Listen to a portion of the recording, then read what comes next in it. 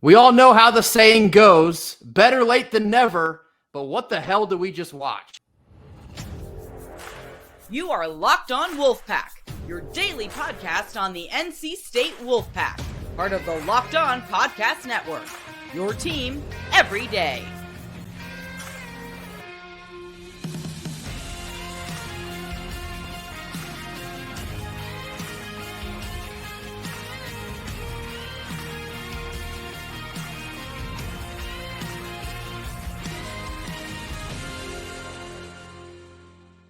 What's up, Wolfpack Nation? It's time to get locked in with Locked On. Thanks for making Locked On Wolfpack your first listen each and every day. We are free and available wherever you get your podcast and on YouTube, part of the Locked On Podcast Network, your team every day. Today's episode is brought to you by Gametime. Download the Gametime app, create an account, and use code Locked On for $20 off your first purchase. Happy Thursday to all. As always, I'm Grayson Boone, joined by former Wolfpack defensive tackle Kenton Gibbs.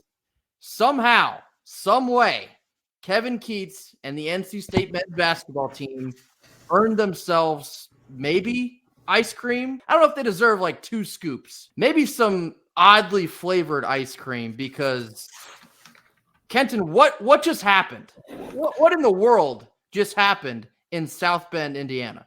All right, first thing first, somebody advised that we feed those boys licorice-flavored ice cream because of how ugly it smells. We're not violating the Geneva Conventions here to commit war crimes against these young men. But in all seriousness, what we just saw was probably the ugliest win you can ever see. I mean, we literally led the game for 0.6 seconds. Thankfully, it was just the last 0.6 of the game. But more importantly, there were so many moments that just were ugly and nonsensical that ultimately ended up working on the Pack's favor. You look at the lack of offensive execution down the stretch. You look at a couple of possessions back to back, offensively and defensively, where I wanted to pull a hair that I don't even have out, looking at Casey Morcell like, brother, what are you doing? You're doing just cardio out there. Actually, no, you're doing worse than just cardio. You're actively hurting the team. And don't get me wrong, Casey Morcell has been a bright spot on this team at many points of time this season. I'm just talking about in this moment in particular. You're looking at a moment where you scratch your head and you say, Jaden Taylor, why are you fouling there? And ultimately, it works out for the team because they missed the one-on-one on the brick. That was a loud brick. It's getting too loud brick in there. And you have to. You take cover when you hear that one. You had to duck a little bit. But if Jaden Taylor does not foul, the brick doesn't happen, the rebound doesn't happen, the game winner doesn't happen in that way. So it was a beautiful, I don't know how to put it, but it was a beautiful mashup of errors that ended with NC State winning a ball game. And, I'm a big believer in always, hey, as long as the good guys win, right? You'd rather learn these lessons in a win than a loss. You'd rather look back and say, hey, we did things wrong, but we did what we needed to in a win as opposed to a loss.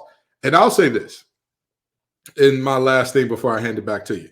I know, and Coach Keatts, I don't know if you watch this show. I don't know if you listen to this show or not. I don't know. I know I said get some stops, brother. I know I said that was the get some stops outside of turnovers. That didn't mean don't work on any offense. We can do both. We can, in the words of Ray Strummer, get you somebody who can do both. That's what we're looking for here, okay? It was a series of some of the dumbest basketball plays I have ever seen in my life. One of these teams that played, I guess, basketball tonight shot 40% from the field. They shot 36% from 3. They had an 8-point lead at halftime, and they lost. NC State shot 16% from deep in the second half. They shot 22% total in the second half and somehow won this game. 54-52 by the hairs on their chinny chin. DJ Burns hits a floater in the lane with 0.6 seconds. This is one of the dumbest NC State basketball games I have ever seen, and somehow we won. I'm not I'm not so ashamed to admit this. I was very close to tweeting the graphic of the Citadel beating Notre Dame by 20 points just a couple weeks ago. I was very close because it had that kind of night written all over it for NC State. Coming into this game, I said, this is a game you absolutely, in no circumstances, can lose this game and expect to have a chance at March. This would have been the type of loss that will keep you on the wrong side of the bubble. And the entire night, that is exactly the way it was trending. I guess credit to Notre Dame, Christmas season is not quite done in South Bend because they had a couple more gifts to give away on Wednesday night. The late turnovers, the late shot selection from Notre Dame, just awful. And Kenton, you tweeted it. It looked like the episode of South Park where teams were trying to see who could lose better. It was a comedy of errors on both sides of the floor. And NC State, they kept getting the bounces their way in the last 4, 3, 2 minutes. And it became a little bit more unbelievable every single time we got within 4, within 5, within 3. Oh my God, now we're within 2. Did they just travel with a couple seconds left? Now we got the ball back. Is this really happening? You mentioned Jaden Taylor fouls with, I believe, 8 seconds left. And I'm like, to come within this close and then have a brutal mistake to put this game away. And the foul shot barely grazes the rim. We get the ball back. I do want to give credit to Coach Keats for that inbound play to DJ Burns. It was a beautifully drawn up play. You get DJ Horn to run out, draw all the attention because he's really the only guy that could hit a shot all night. You get the ball in the hands of DJ Burns with just about 4 seconds left. He gives them the whoopsie-doo. I mean, the biggest bite of all time and the easiest floater to win the game. So that worked out beautifully. The rest of the game, I don't even know if I want to talk about the rest of the game because it was so brutal. The effort out of the gate was not there. The execution out of the gate was not there. Just boneheaded shot selection. What a win, I guess. What a win. They count the same. You know, I think the funniest thing about this, I think the thing that I find most comical about this thing is if I'm correct here, you know, DJ Burns is notorious. And when I say notorious, I mean like infamous for going to the left. You bit on a pump fake over the right shoulder against DJ Burns for the game. My brother in Christ, did you read the scouting report? If DJ Burns hits a right-hand hook or fadeaway jumper from 10 feet away, or, you know, if he hits one over the right shoulder, you live with that. Hey, this is a 1%. This is a shot that he never shoots. He made it. You live with that. You let him get to a left-handed layup. My brother in Christ. Go. If I was the head coach of Notre Dame, come sit right here. Okay? You don't got to worry about getting up again. But like you said, a win is a win is a win. Okay? Your team isn't undefeated in conference play. Yikes. Can't relate. Love that for NC State. I mean, you can't dispute it. We won the basketball game. That is what we set out to do. It was a hideous win, one of the more hideous wins I've ever seen, but it counts the exact same in the record book. So flush it, forget about it. What a hilariously awful win, but the important part is a win. We are 2-0 in ACC play. Keep it pushing. We got Virginia this weekend. Hopefully we can play like the Notre Dame team that beat Virginia, and we too can beat Virginia, but cannot afford another near thumper like that one because, again, that one very nearly ended the season effectively in just the beginning of January. It would have been that bad. So credit to the guys. Very scatterbrained recap of this one, but I mean, really the only thing that matters here is the last 3 minutes of this one.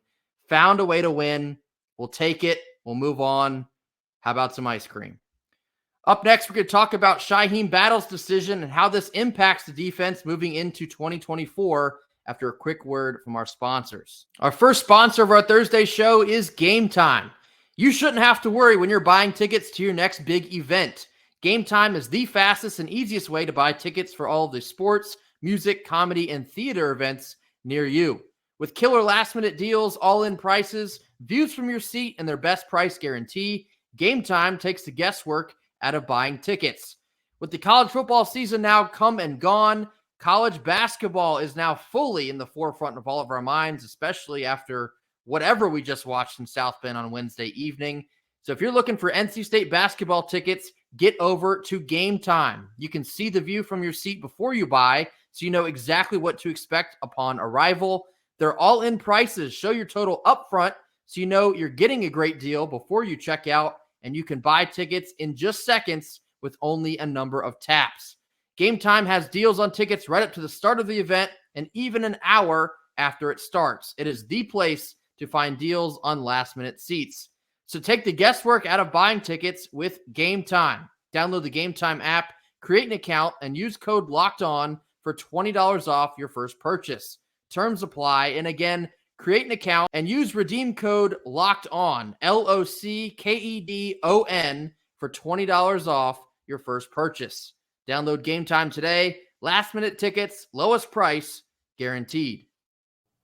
Middle portion of our Thursday show. I guess you can consider this a little bit of a continuation from Wednesday's show. We saw that Aiden White is leaving the program into the transfer portal, so questions immediately turned on to what our other starting corner would do in Shyheim Battle. His decision did come down on Wednesday, and he will be entering the NFL draft. Now, Shyheim kind of had been hinting at this sort of thing on social media, maybe some cryptic messaging in the things that he had been putting out. So the idea that he would be entering the draft had already been out there for a couple weeks, was of course confirmed with his reveal video on Wednesday. We wish all the best to Shyheim Battle. Been a program player here for the last 4 or 5 years. Been a very important piece to what this defense has become at NC State under the wing of Tony Gibson. So another big time loss for NC State. Not exactly an unexpected one, but still another key guy you're going to have to replace in 2024. Absolutely. And I'll say this. I think that, the depth at corner and the defensive back class that we ran and raved about is going to have to show up. They have to. They're going to have to show up. I like Cisse a lot. I was one of the biggest proponents of when he was struggling against, what was it, VMI? Yep. And it was like 3 passing. I said, good. Let him go through that struggle now.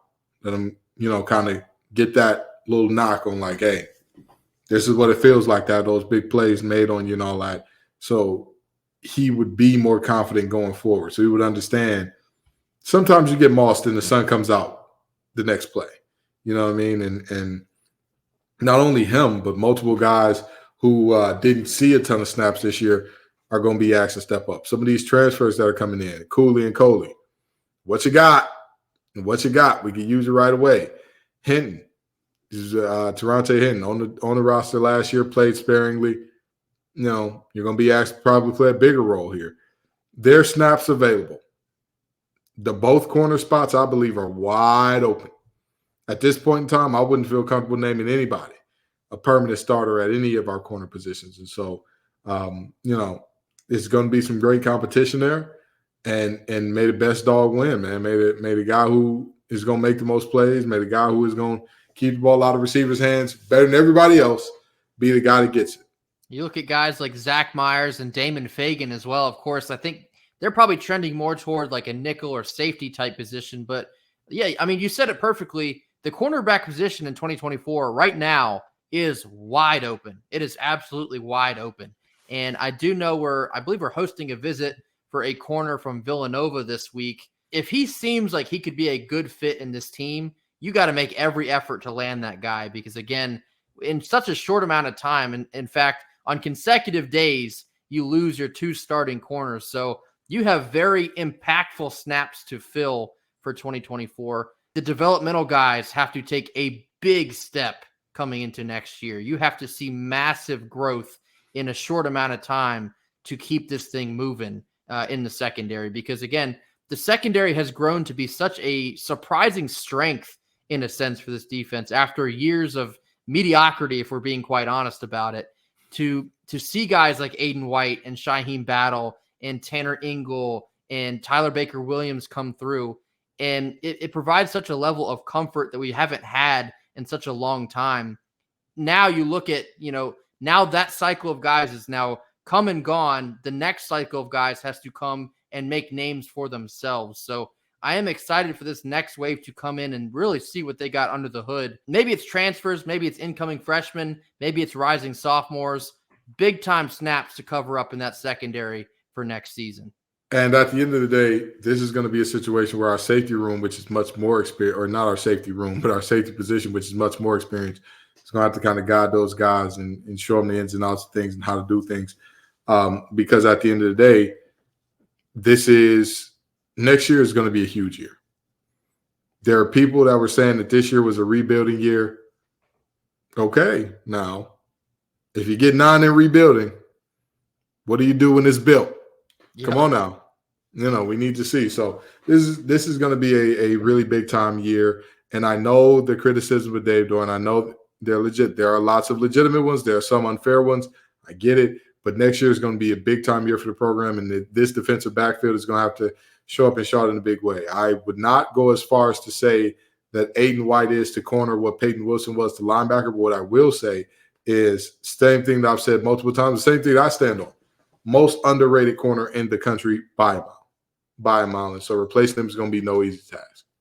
The last point on the secondary and the safeties, in fact, maybe some under-the-radar news on Wednesday. Shawn Brown signed with Savage Wolves as well. Another key piece to this defense to get back for sure in next year. Shawn Brown was probably my biggest surprise of the defense in 2023. Really burst onto the scene after sitting behind some guys, rose to the top after some injuries, and just gave it all every single time you saw him out there on the field.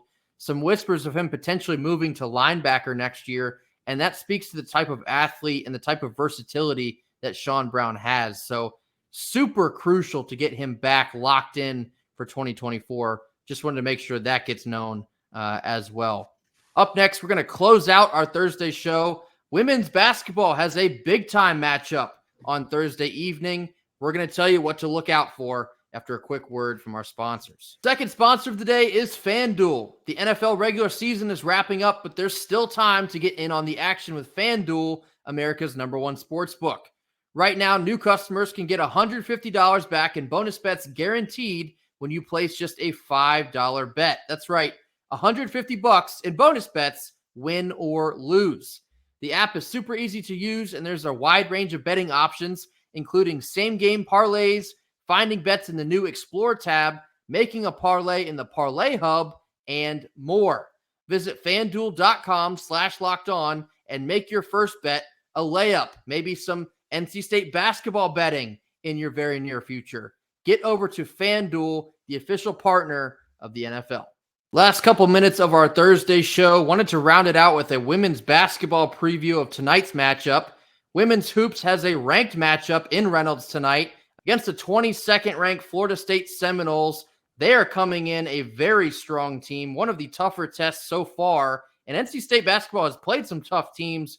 Florida State should certainly be mentioned amongst those. They have only 3 losses, 2 of which are against top 8 teams. This is a big-time matchup.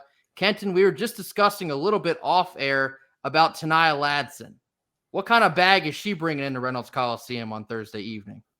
My brother in Christ, her bag, the holiday season is over. Her bag has no goodies in it. She's bringing bombs in that thing. She's moving like Oppenheimer.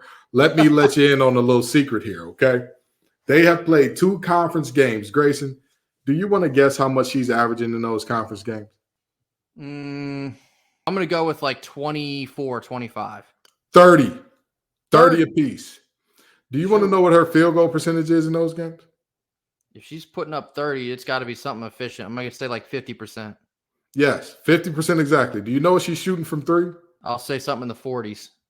50% again. Do you know what she's shooting from the free throw line? 90-something. 100%. She hasn't missed a single free throw yet this year. This young lady is going 50, 50, 90, averaging 30 a game. Siia Rivers, I know you played all 40 minutes last game. I know. Hey, Siia, my heart goes out to you. you must have been put on God's strongest soldiers list in 2024 because big dog, you got a battle ahead of you. You need to be going everywhere with this young woman. You need to be, hey, friend, how you doing, friend? Where we going, friend? Because I'm telling you right now, she is not only the stirrer of the drink, she's the finisher of that thing. She's the garnish on that thing. She's the lemons in the Kool-Aid. For those of you who don't know, if you don't put lemons in your Kool-Aid, it just don't hit right. But that's neither here nor there. You could drink that unseasoned Kool-Aid if you want to. The reality is, Ta'Niya Latson is where this thing begins and ends. And, of course, they have other good players, of course. You talk about their big Michaela Timpkins, who's one of the few players in the country that is rebounding at the clip that she is and blocking shots at the clip that she is and whatnot. Of course, there are other scorers on the team. Of course, they have better playmakers than Latson and players to tee her up. But the reality is, if you stop Latson and you kind of, get things done on the offensive end, you'll be fine. But if Latson is going on and Michaela is going off, oh, boy, you're going to have a really long day. So, we're going to need Rivers and River to have some pretty good games here. River Baldwin, Siia Rivers, you got to show up. You got to show up big time in this one. Yeah, more often than not, you're going to be looking to Siia Rivers and Isaiah James to lead the way offensively. To me, this feels like a game where you are going to need a River Baldwin or a Mimi Collins, maybe even a Madison Hayes to be X factors in this game. Probably need like two of those girls to be X factors in this game. Florida State is one of the best ACC teams this season. They were very strong last season, carried that momentum, and they are a force to be reckoned with in 2024 as well. NC State benefits from being the home team in this one. Of course, Reynolds will be sold out. It will be a wild environment, as it always is. They need to find a way to focus that energy on the court and feed off of that, as they so often do, because you saw earlier in the season that UConn game, when the crowd brings it, the girls feed off it, and you see the ultimate result out there on the floor. So another game, you need all systems go, because Florida State will not be a pushover by any stretch of the imagination. We are one of the only teams in the nation with 6 players averaging double digits. That is insane. When you think about the pace of play in women's college basketball and you have 6 players all averaging double digits, that means that these players you never know who's going to give it to you on what day. You never know. And do you know when Westmore teams are at their best? When that is the case. Of course, you got one player that's always going to stand out a little bit in certain regards. But I'll tell you what, in terms of just pure scoring, I don't think this team has one pure scorer that is like head and shoulders above her. And I love Isaiah James. I think that she's a special talent. I think that she's amazing, all the good things. I think she's our best scorer. I would not say, hey, it is her by a mile and everybody else, because she does so many other things to go along with the scoring. So I think that this is a team. Be who you are. Don't take bad shots. You've got 6 players that can do something good with that ball, and really beyond that, because our shooters are knocking down everything that's coming their way too. But again, the 1A and 1B on the game plan for this one, find Latson. Have a hand in her face at all times. Contest every shot. Everywhere she goes, she needs a body attached to the hip. Should be a fun one in the Old Barn for the first considerably large ACC matchup for the women's basketball team. Hope they bring it on Thursday night. That'll do it for our Thursday show. As always, be sure to hit that like button. Drop your comments in the comment box so I have plenty to choose from for Fan Friday. Tell a friend to hit that subscribe button on your way out the door as well. We will see you all tomorrow. Until then, go Pack. Go Pack.